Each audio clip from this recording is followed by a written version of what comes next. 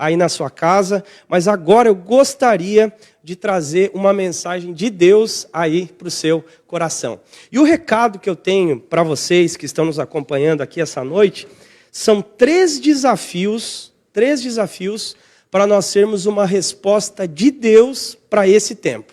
E para poder pregar essa mensagem, eu quero usar como base um texto que está lá no livro de Esther, no capítulo 4 e no versículo 14, que diz assim: porque se de tudo te calares neste tempo, socorro e livramento de outra parte virá para os judeus, mas tu e a casa do teu pai perecereis. E vem agora a segunda parte, que é o que nós vamos nos firmar aqui. E quem sabe se para tal tempo como este chegastes a este reino.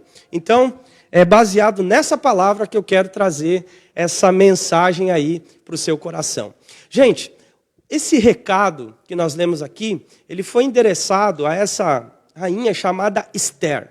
E o recado é muito simples, é algo que diz para ela, de maneira bastante clara, dizendo: olha, foi para esse tempo que você está na posição que você está. Ou seja, foi para esse tempo que nós fomos chamados. E quando eu pensei sobre essa expressão, eu comecei a entender e perceber que nós fomos chamados para esse tempo. Nós temos o olhar nas coisas que passaram, em todas as experiências históricas maravilhosas que nós temos. Nós temos também o nosso olhar no futuro, com esperança de tantas coisas que Deus tem para fazer. Só que o nosso desafio é o hoje, é o agora.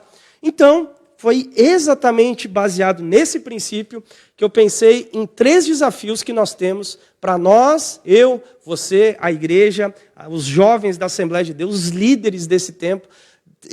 Quais são os três desafios para nós termos uma resposta de Deus nesse tempo? O primeiro desafio, anote aí se você puder, o primeiro desafio que nós temos é o desafio do inconformismo. Nós precisamos, nesse tempo, sermos pessoas inconformadas. Foi essa orientação que o apóstolo Paulo nos deu. Ele deixou muito claro, nós não podemos nos conformar com a forma desse mundo. Não, nós precisamos ser pessoas, ser cristãos inconformados. O John Stott, ele escreveu um livro, o livro Discípulo Radical, e uma das primeiras características do discípulo radical é que ele precisa ser alguém que é inconformado. Então, nós não podemos simplesmente concordar do jeito que as coisas estão. É muito comum nós sermos enganados por aquele conceito que diz assim: mas as coisas estão para pior, no mundo jaz o maligno. Ok, no mundo jaz o maligno, mas aonde tem um servo de Deus, a luz, a justiça, a amor, a generosidade. Então, o nosso desafio é exatamente esse, é não concordar com o que as trevas estão produzindo e sermos luz nesse tempo. Então, o primeiro desafio que nós temos para sermos uma resposta de Deus para esse tempo é nós sermos pessoas inconformadas. E eu creio que Deus quer nos mover nesse sentido, de nós sermos e vivermos de maneira tão relevante que a gente não concorde do jeito que as coisas estão e que nós sejamos esse elemento de resposta, essa ferramenta de Deus para esse tempo. Então, o meu desejo, a minha oração é que você seja uma pessoa extremamente inconformada e que você seja a resposta de Deus para esse tempo. A segunda coisa para nós sermos a resposta de Deus nesse tempo é que nós precisamos vencer, eu diria assim, irmãos que são gêmeos. Que irmãos são esses? A religiosidade e a hipocrisia. Exatamente isso, gente. Nós precisamos vencer esse engano de vivermos apenas de maneira religiosa e hipócrita. Quer ver como é que o religioso age?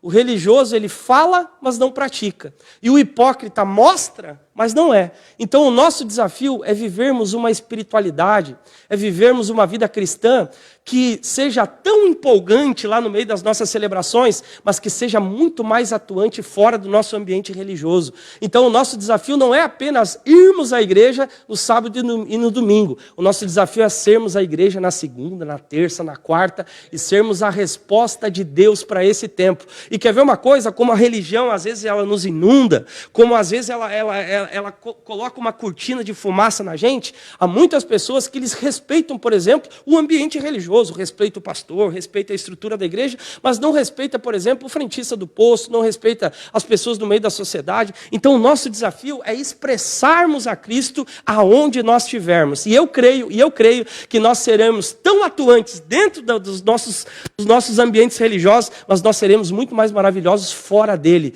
Então, para que nós sejamos, de fato, uma resposta de Deus para esse tempo, nós precisamos vencer duas coisas, a religiosidade e a hipocrisia. Jesus sempre denunciou, olha, os hipócritas, ele sempre foi muito duro com eles. E é isso que Jesus está nos incomodando, está nos despertando para nós vivermos de maneira muito relevante, muito atuante e afastarmos essa fumaça de sermos apenas seres religiosos. O nosso grande propósito é vivermos o Evangelho como ele é e como Jesus mostrou que nós deveríamos viver. E o último desafio, para nós sermos a resposta de Deus para esse tempo, é nós vivermos com um senso de oportunidade. Gente, a cada esquina existe uma oportunidade.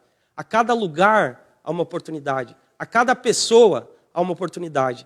Nós somos muito seduzidos por essa coisa, mas eu não tenho oportunidade. Gente, o mundo está aí.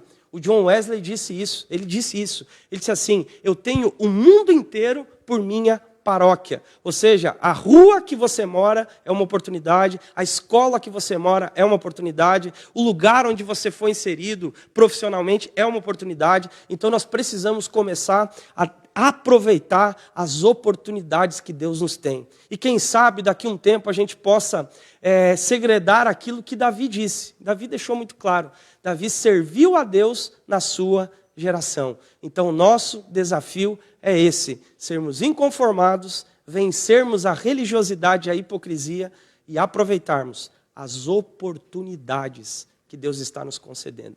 Eu creio piamente que Deus está nos congregando agora, nesse impactar. Olha o nome do nosso evento, olha o nome do evento que nós teremos. Deus está nos congregando justamente para nos despertar para um grande e poderoso avivamento que Deus há de derramar sobre nós. Mas sobre nós também recai a responsabilidade de aproveitarmos essa coisa tão gloriosa e essa oportunidade tão expressiva que nós temos. Então olhe bem para mim aqui e grave o que eu vou falar. Você foi chamado para servir a Deus nesse tempo. Dilson, mas olha só o que está acontecendo no mundo. Você é a resposta para o mundo. Dilson, mas olha só a maldade do mundo. Você é a resposta para a maldade. Dilson, mas olha só os escândalos da região. Você é a pureza que a religião precisa. Ah, mas é tal coisa. Não, você é o instrumento que Deus vai usar nesse tempo. E olhe bem para mim aqui, olhe bem para mim aqui. Jesus deixou muito claro isso na sua palavra. Paulo escreveu que Deus há de usar as coisas loucas, as desprezíveis,